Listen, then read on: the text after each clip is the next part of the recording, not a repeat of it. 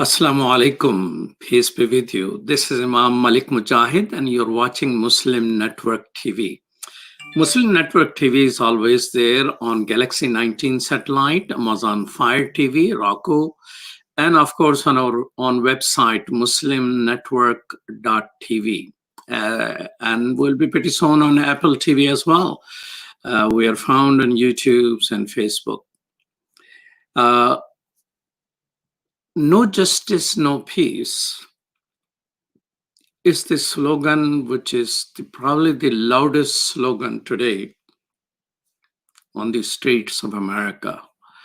While politicians are coming up with this solution and that solution about police reform, more police reform, or little police reform, or democratic reform, or the Republican reform, this movement did not begin with the tragic murder of George Floyd, and may not end by the conviction of the 4 former police officers in Minneapolis.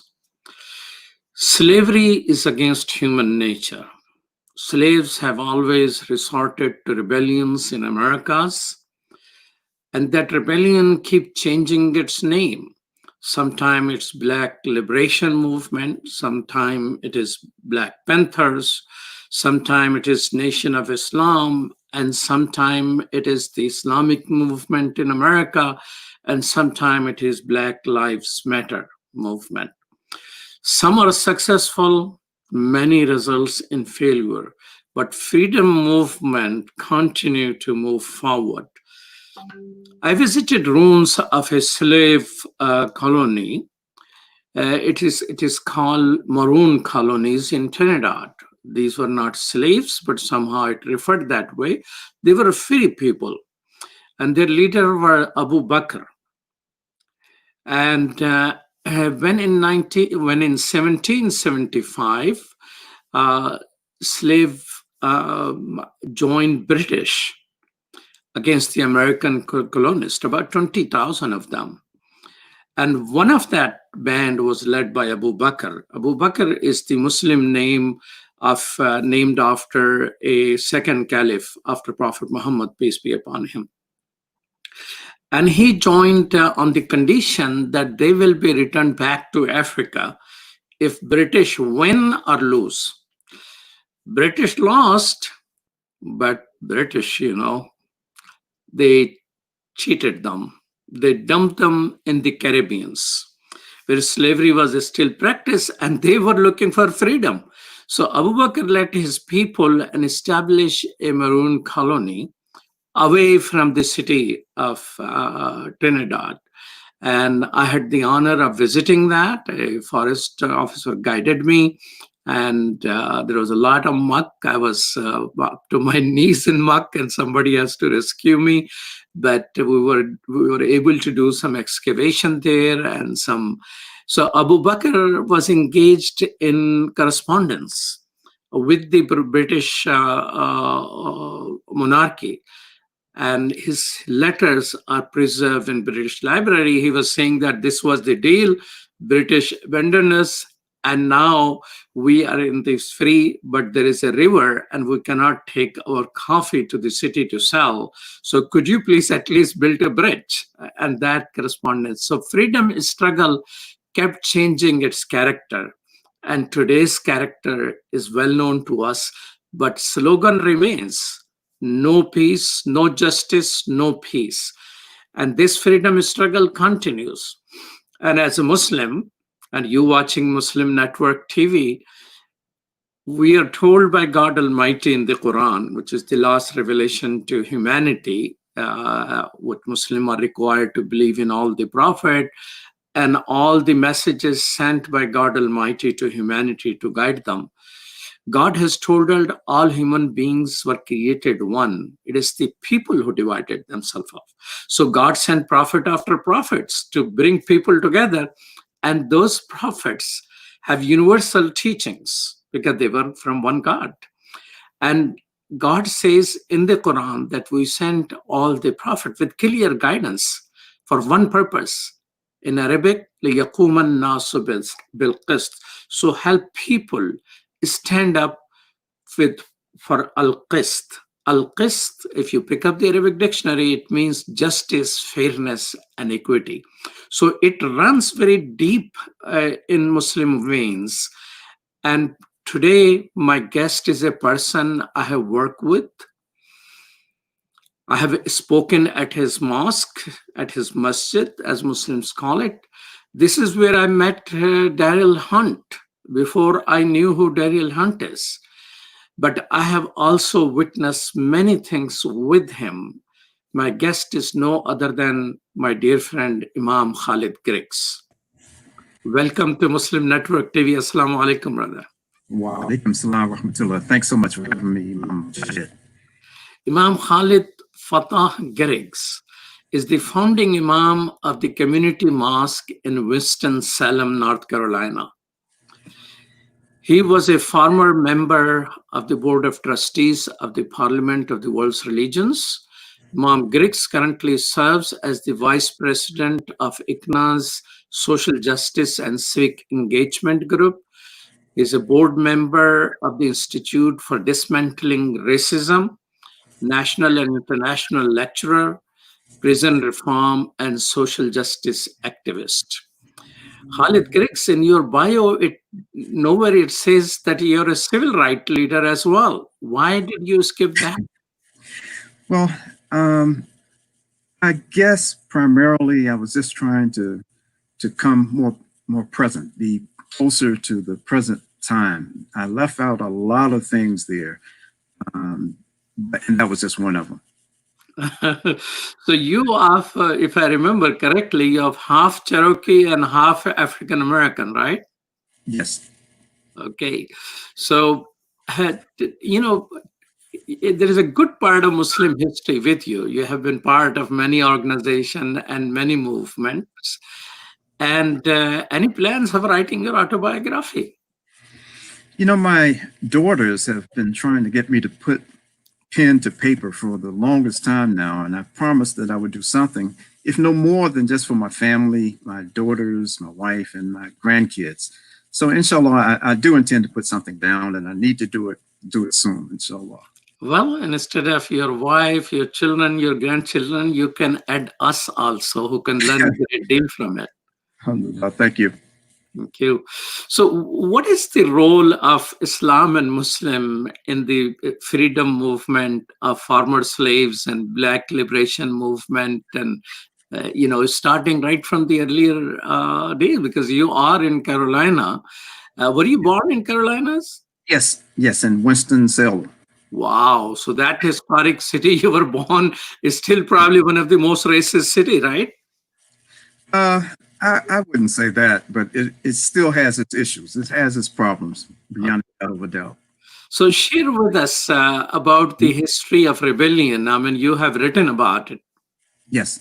You know, in Islam, the impetus and the divine mandate to struggle for justice and freedom, not just for Muslims, but for everyone, is very ingrained in this faith. It comes through the book of the Muslims, the Quran. It comes through the prophetic example of our Prophet Muhammad, the son of Abdullah, peace be upon him. And towards that end, in striving to bring about justice and equality in the land, what we as Muslims have found historically and even to today, that during one of the most oppressive, one of the most offensive episodes of human history, and that's the transatlantic trade of enslaved Africans, that what we find historically is that the enslavers in coming to the shores and the interior and bringing to the shores and then transporting across the Atlantic Ocean, that the most resistance that the enslavers had, they found it amongst the Muslims. They found it amongst the Muslims primarily for just a number of reasons. One is that there's the emphasis in Islam for no one to submit and have a complete total submission other than to the Creator, Allah, the one God. And so this enslavement, this capturing, this stripping one from their family and from their loved ones, and even transporting to foreign lands, being stripped of language and culture and religion, was totally against the dictates of Islam. And so upon reaching the shores in South America, in the Caribbean, and in North America, there was still this mighty resistance coming from the Muslims. As a matter of fact, many of us feel that the ones who were kicked off of these slave ships the first were the Muslims because of the resistance that the enslavers were getting from the Muslims early on. So we believe, many of us believe, that this is why you see such a high concentration of Muslims in places like in Brazil historically, and it's building back up today. Historically, such a high concentration of the Muslim population because of their resistance against slavery. And then, of course, others enslaved Africans, like my ancestors, were brought into the United States. And upon arriving in the United States, I'll just mention maybe one or two examples. As early as the 1700s, and I think the date was around 1724, if I remember correctly. About 50 years before the American colonizer started, fighting British. Yes. There was a major resistance amongst the enslaved Africans in New York City. And the paper at that time and the people, the enslavers, were putting it on who they call Moors. At that particular time in Europe and in the United States, anyone of African descent who professed Islam was just identified as a Moor. This is kind of generic label for folks. I don't know how it came about, but I think literature, when they're talking about the Spanish Muslim, they also refer to as Moors. Yes, absolutely. And a lot of that had to do with the African Muslims coming into Al-Andalus, the southern part of Spain. And for 600-700 years, an empire, a Muslim empire, was established there. Many of the folks who contributed at different parts of this 800-year history were African Muslims. And so even with Tariq ibn Ziyad, 711, crossing the Strait of Gibraltar and going there, there were many very dark-skinned Muslims who had been requested by the Jewish population in Spain to come and to help stop the suffering and misery that they were suffering under the Visigoths, who were a kind of fanatical group of Christians there in Spain at the time.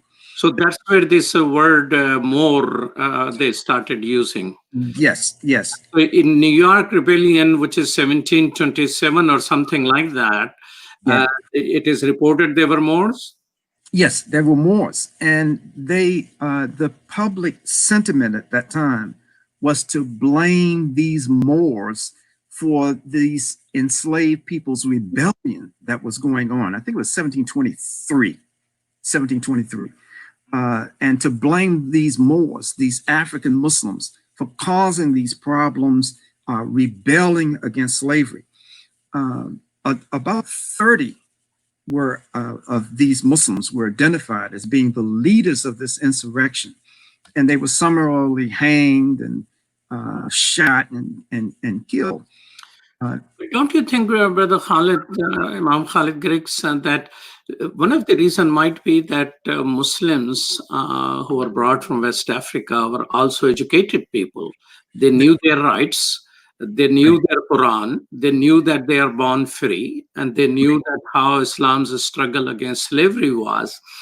Because one of the book I read, Servants of Allah, talks about the rebellion in Brazil. And it said that these people were more educated than slave owners. And they were giving almost a year worth of wages to get a dictionary, which was written by Christian missionaries in France. So they were importing a dictionary to learn Arabic from the French in Baja in Brazil. So don't you think so that educational background, along with their Islamic teachings, were part of them being, quote unquote, bad slaves who don't want to be slaves. Absolutely. I mean, that's a very good point.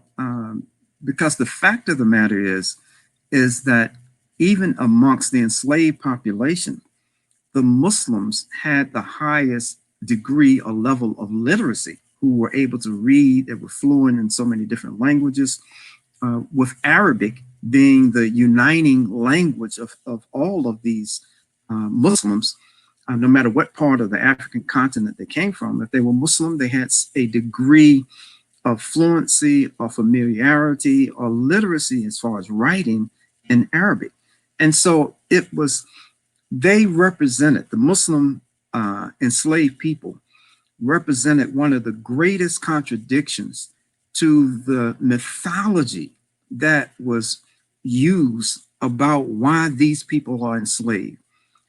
They were part of this mythology that was pushed during this whole period of over 300 years of the enslavement of Africans in this country, was that these people have basically some of the argument, they have no soul. Yeah, they are quote unquote savages. They're savages. They can't read or write. They have no civilization to speak of. But the Muslims who were literate, they knew about their history of glorious Muslim African empires. They knew about those who had brought about these empires. They were able to read in Arabic. Let me give you a story, a brief story about one Omar ibn Said, who happened to be first enslaved in the late 1700s in Charleston, South Carolina. Now, Omar ibn Said actually escaped from Charleston, South Carolina, and made it to Fayetteville, North Carolina. In Fayetteville, North Carolina, because he didn't have a pass saying that he was able to move about the city the way he would want to, he was put into a jail in Fayetteville. And while he was in jail, he started taking coal, charcoal or something that was in this cell and start writing on the walls. And so the enslavers, these people who had imprisoned him, would come and they look and they would laugh at him. Oh, this old man is going crazy. Look, not old man at this time. He was about 25 years old. This man is going crazy. Look at what he's doing. Look at the gibberish he's writing on the wall. So finally, some enlightened white person came and said, well, that's not gibberish. I've seen this kind of writing before. That's actually Arabic. And when they realized what Omar was, they brought someone who could interpret, translate what he was writing on the walls, and they realized it was the opening chapter to the Quran, the Al-Fatiha.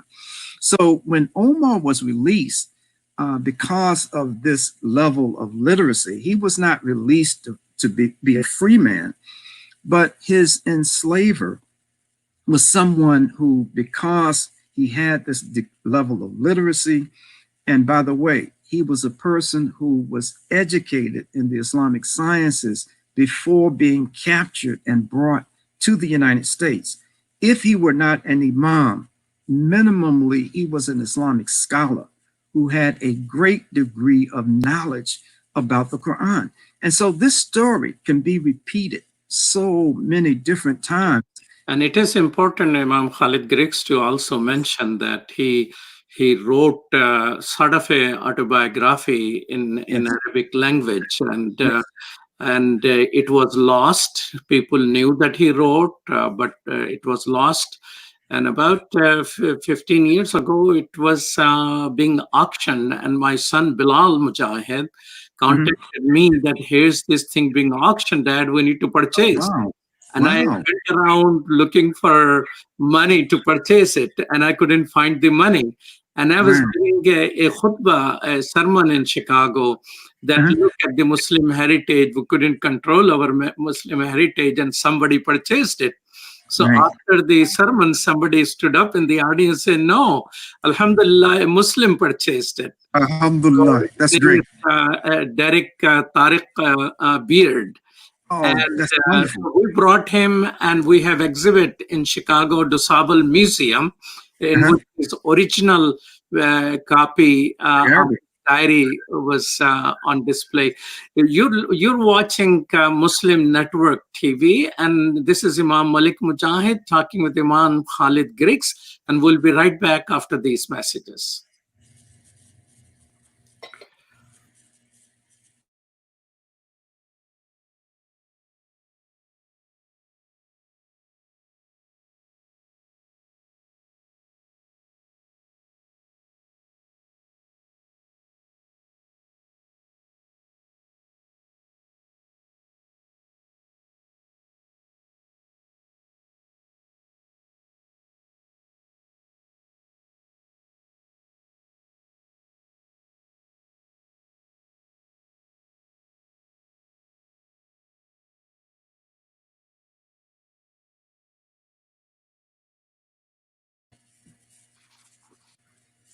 Welcome back to Muslim Network TV. This is Imam Malik Mujahid. I'm talking with Imam Khalid Griggs, and you're watching Muslim Network TV on Galaxy 19 satellite, as well as on Amazon Fire TV, Roku, and pretty soon, inshallah, on Apple TV as well. Imam Khalid Griggs, let's make a transition. Right now, there is a movement in the country, and that movement started with the tragic murder of brother George Floyd, and and a 17-year-old African American who was equipped with a cell phone to record that. Otherwise, probably it would not happen. Probably 100 times more cases like that happen, and sometime they get recorded. That movement is strong and moving forward. In the Muslim community, there is a conversation going on, and most of the African American imams and leaders are invited to speak about it, and they're talking about racism in the Muslim community. Now, question which I like to pose to you, and I know that there is racism in the Muslim community. There's no question about it. I'm a personal witness to you, Imam Khalid Griggs, being called a black boy. And there are just 2 times in my entirety of life when I felt so much blood rushing and making me violent. And this was one of those occasions.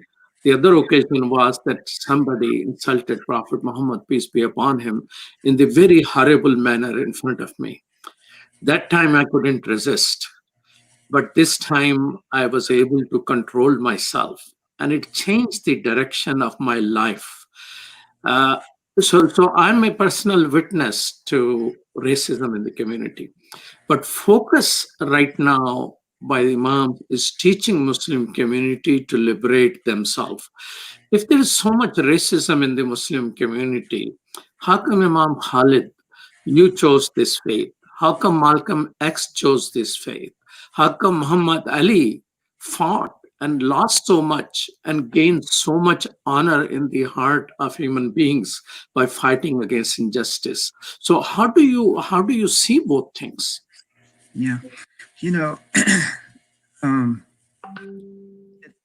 I'm not surprised at all that you had this experience of someone calling me black boy. As a matter of fact, I'm sure by Muslims I have been called much worse. It doesn't make it any less hurtful to know that my Muslim brothers would have that kind of feeling towards another Muslim, and that Muslim happened in the story that you related happened to be myself. But I see the current issue right now as almost being a godsend for the Muslim community. I think that, the Prophet Muhammad, peace be upon him, has said that there's care, that there's good that is in everything. If we look close enough, we'll see the good that comes out. I think 2 events have converged at one time. This is the COVID-19, which has slowed everyone down to the point that we have more time to reflect. We have more time to watch documentaries, listen to webinars, to be educated and informed that we would normally have if the situation in society, American society, had remained the same. And then at the same time, we have, as you mentioned, the murder by this killer cop in Minneapolis who had a long history of abuse and discriminatory actions against people of color and Black people in particular, we have this joker being caught on a telephone camera, a video, and posing on Mr. Floyd's neck as if Mr. Floyd was an animal that he had just hunted down. So he felt so casual about it. He could stick a hand in the pocket and look around. He could listen to the cries and appeals, not only from Mr. Floyd, that you're killing me, and even calling upon his deceased mother, who had been deceased for 2 years, but people standing around saying to this joker that you're killing this man, get off of his neck. And so I think that the outpouring of just not only just dissent, but how disgusted that people are with that singular event, but to understand that this is just one event connected to an entire history, particularly of Black people in this part of the world, in the United States, that it's not just a singular isolated event. It is a part of systemic racism that has infected, that has been a part of police departments since the inception of this nation. As a matter of fact, the model of the of policing in this country has its origin in slave patrols. There were aggressive, almost white individuals who were incapable of having feelings for Black enslaved people, who were paid by plantation owners to go out and capture enslaved Africans. And those who ran away from the slavery. Yes, so run away from slavery. You're saying that police is grounded in that? Yes, American policing is modeled, and this is a historical fact, on slave patrols. And it's not like the British. And I've heard some law enforcement officers, I've seen them on television and they're talking about the model that we are based on out of the British. No, it's totally different. The model in the United States comes from slave patrols. And these were very brutal people. These were people who were charged with not only recapturing escaped enslaved Africans and African Americans, but they were also charged with protecting the property, which these enslaved people were just part of their property, but protecting their property from harm. So this is why for so many tens and hundreds of years in this country, even in modern times, why there is so much outcry and outrage that expressed by the corporate media, for the most part, not all in the corporate media, but many in the corporate media, and those who may share some feelings and sentiments against people of African descent in this country. This is why you see so much outcry about a building, about a J.C. Penney's, a Wendy's getting burned down. More outcry from that than from the extrajudicial killing, murder of a Black man or Black woman or Black child. That the property that these police are charged, like the slave patrols, to protect, it generates more of an outcry when they see these properties being harmed than the taking of a life of an innocent person. That's a good lesson in the history of the policing. I mean, that aspect I think need to be highlighted more. But Yes. going towards racism in the Muslim community, I mean, I personally feel if someone is racist and they feel they're racist or they are told, I think this is a good time for them to do their compensation by being part of the movement to change the system.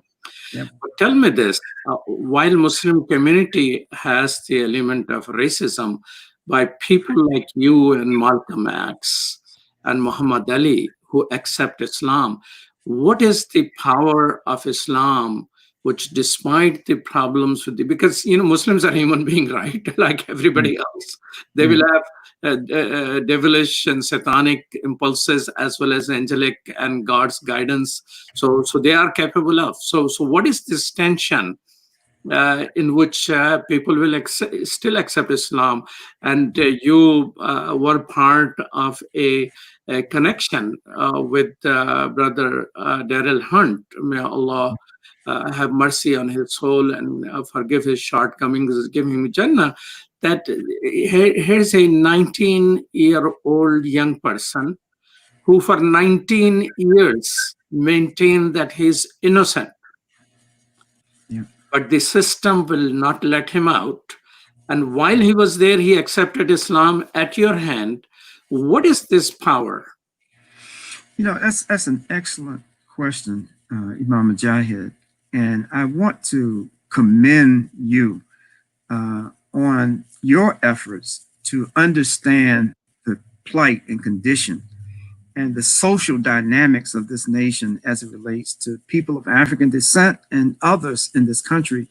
And first and foremost, before I answer your question directly, I think that the more our brothers and sisters take time to understand, not just digest what is presented in civic lessons about the greatness of America and not look at this nation critically. There are good aspects of it, but there are horrible, horrendous, structurally embedded bad aspects. Genocidal, you must add that, genocidal things. Yeah, genocide. Genocide is, and so all of this is a part of the history of this country. So if we are to be productive citizens, we have to embrace all of it, not positively embrace genocide and structural racism, but we have to know that it exists.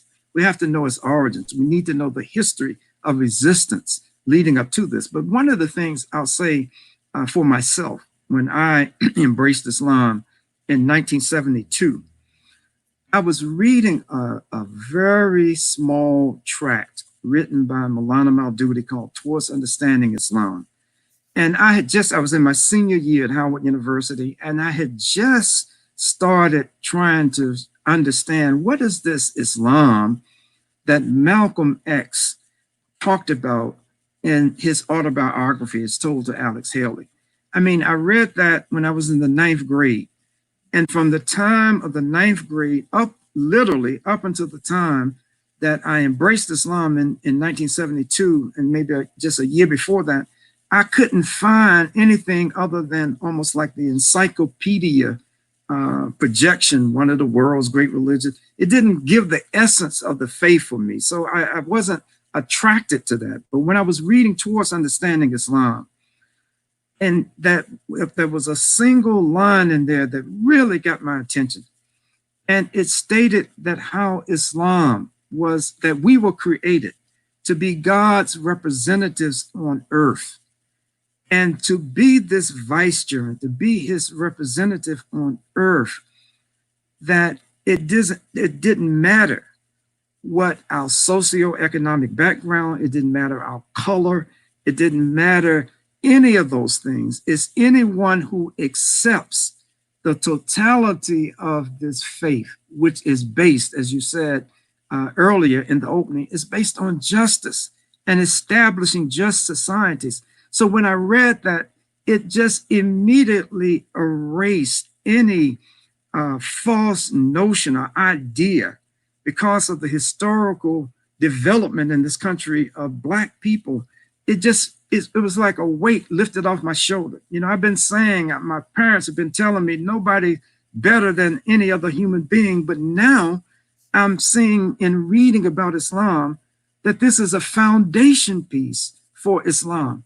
And so the more I learned about this faith as a liberating force, not in a nationalistic sense, not making one group of people superior to the other, to any other, but the attraction to me and so many others, like with a Daryl Hunt, like with a Malcolm X, like with a Muhammad Ali and so many others, it is a way of life that is not, and another aspect that appealed to me in studying, it was not the dimension of you are to be non-violent under every circumstance, that there's no religious justification for you ever to resist, physically resist oppression and repression.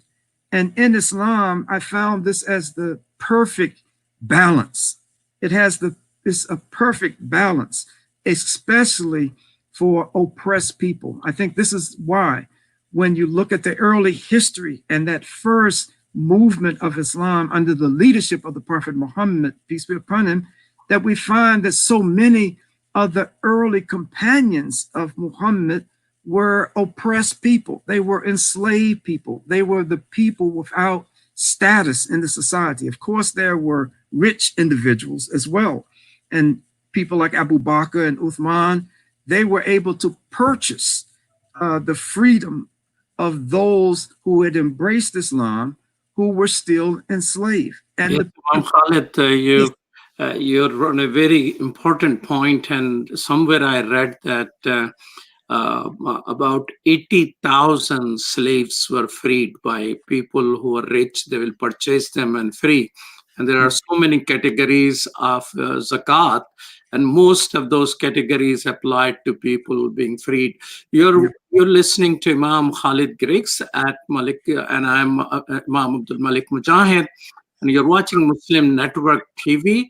We're on Galaxy 19 satellite, as well as Raco and Amazon Fire, and we will be right back after these messages.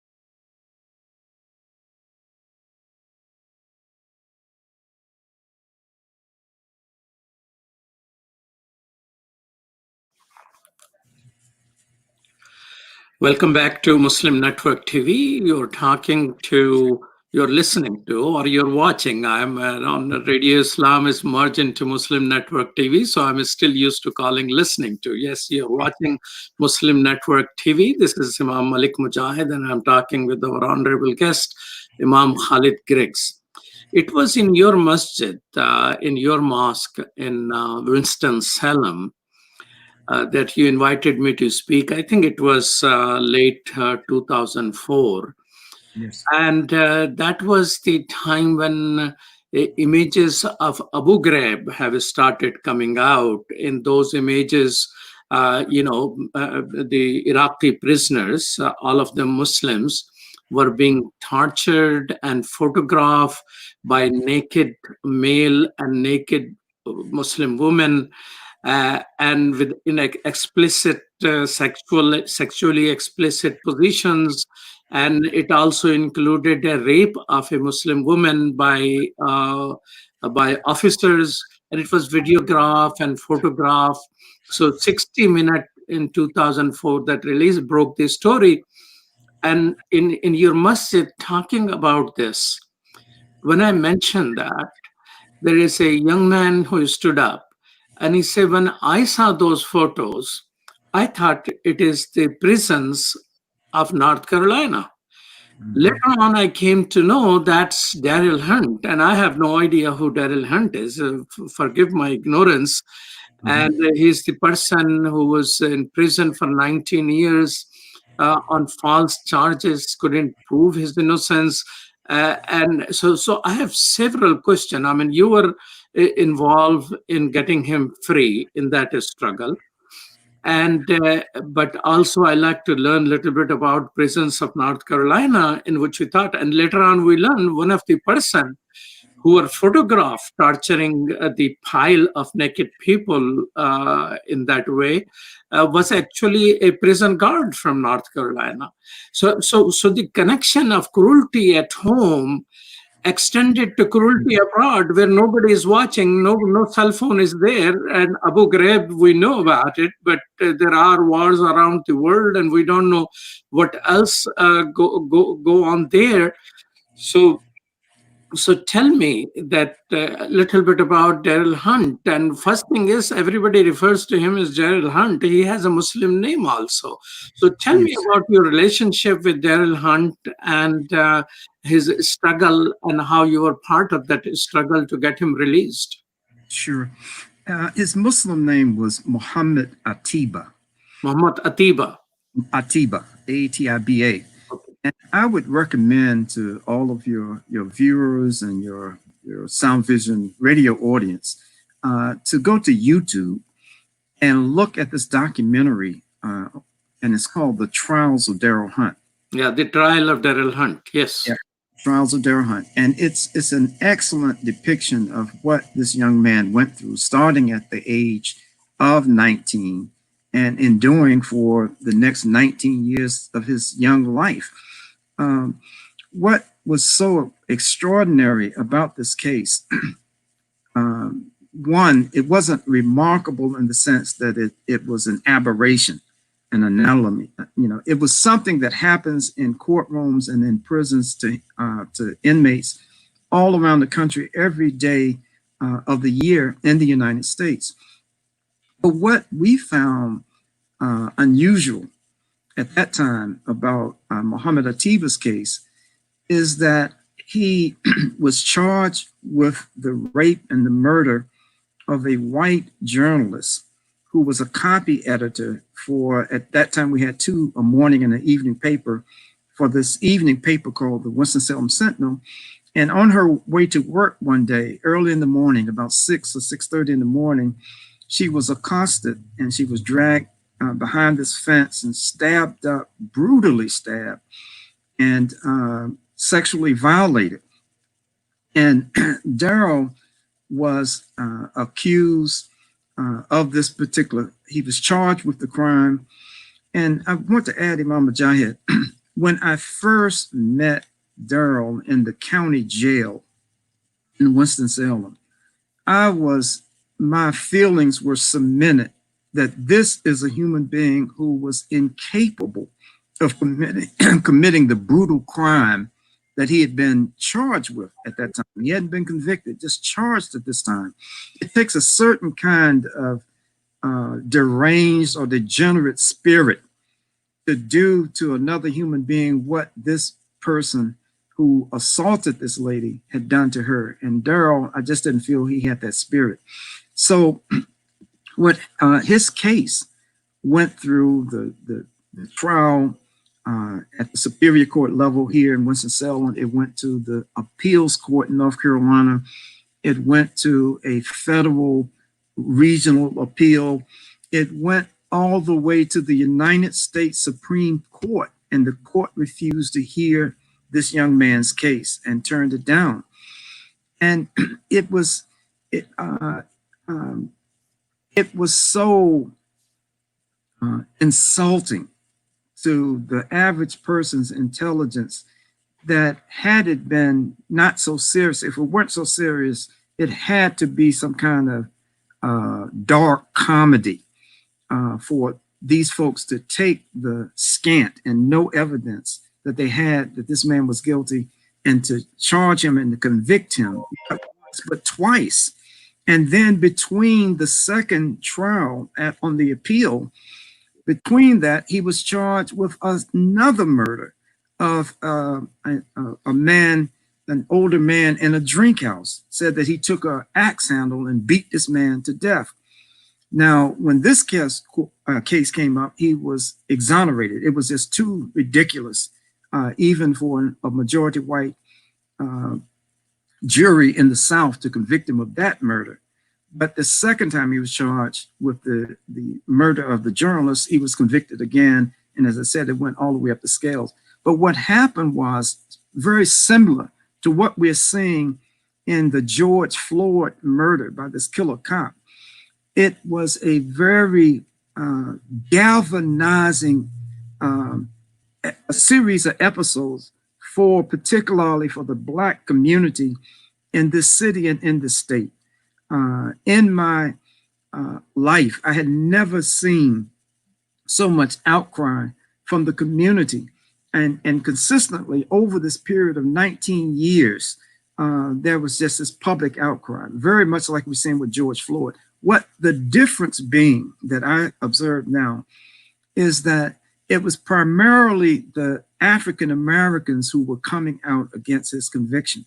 It was, so you're talking about in Winston-Salem, Winston-Salem. For Daryl Hunt, it was essentially African Americans. Yeah, it was very, very few white Americans, very few, because he had been tried in the press. He had been tried in the newspaper, tried in the news, and it was a very difficult uphill battle.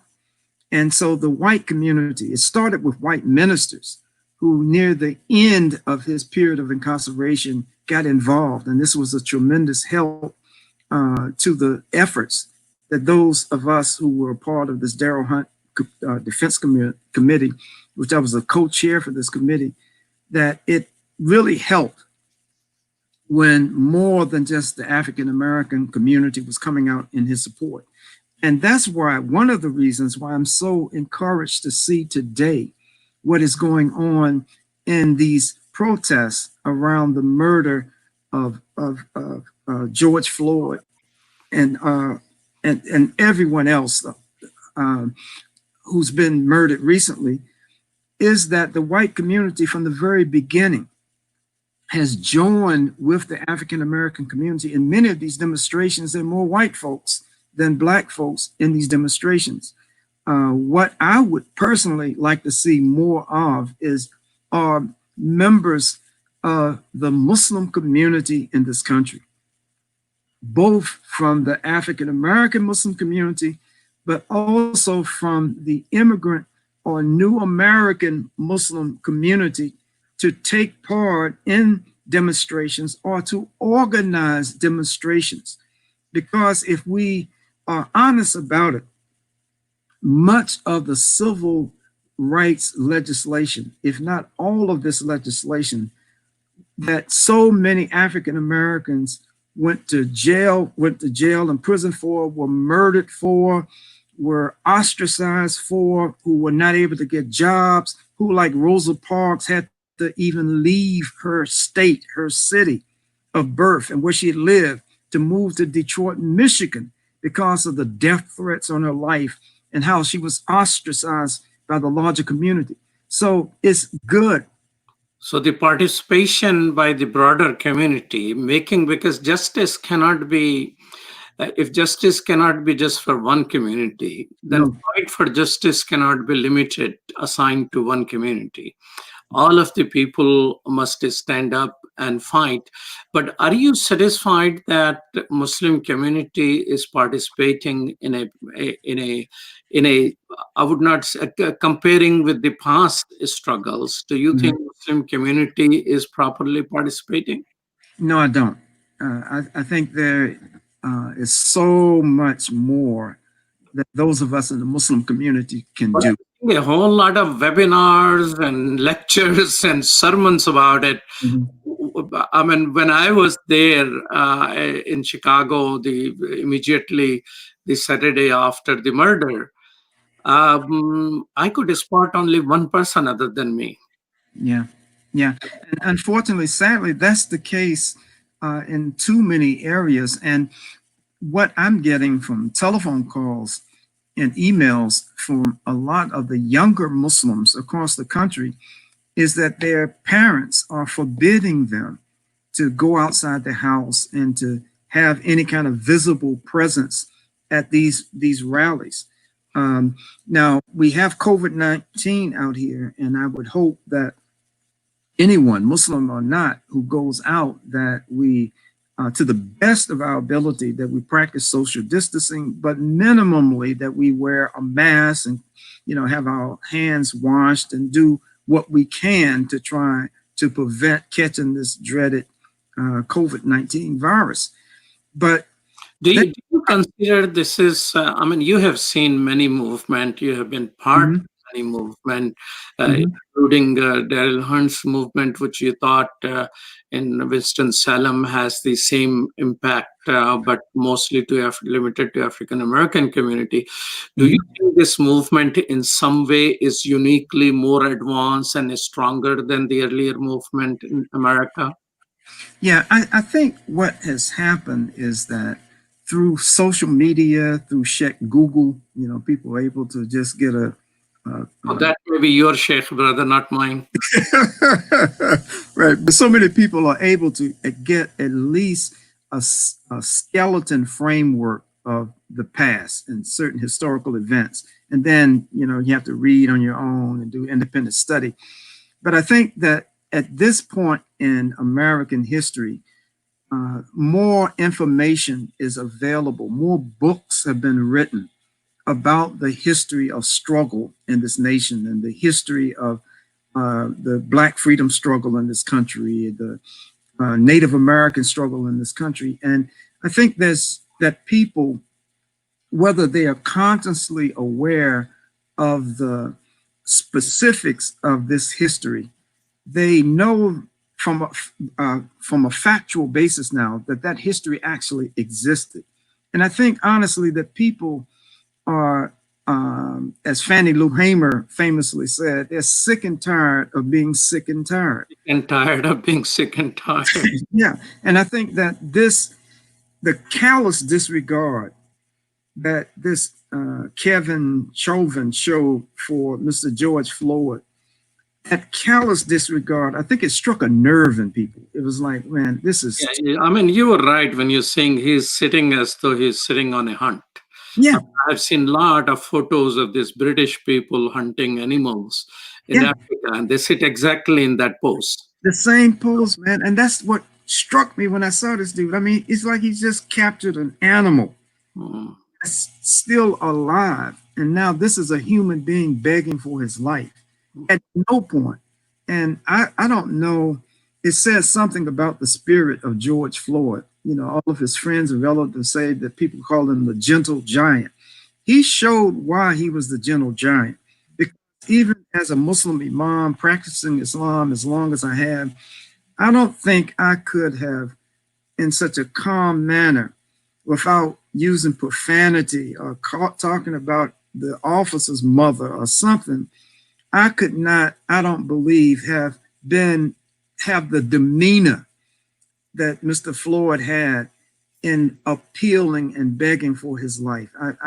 So it says something. This was not a criminal spirit. This was not a gang banger. This was not someone who took pride in threatening law enforcement, anything like that. He didn't resist. It was just a pathetic snapshot of what Black folks in this country have gone through for over 400 years. Thank you so much, Imam Khalid Griggs. I truly appreciate you honoring us with your presence and sharing your thoughts with us at the Muslim Network TV. This is Imam Malik Mujahid, and you can always watch Muslim Network TV with exciting conversation like that, full with knowledge, wisdom, and direction. We are always on Galaxy 19 satellite, Amazon Fire TV, Roku TV, and always on our website, muslimnetwork.tv. And I would like to thank our producers, Zahra Nadeem, for producing today's show, and our intern producer, Sumaya Haider. Thank you so much. Peace. Thank you. Salam.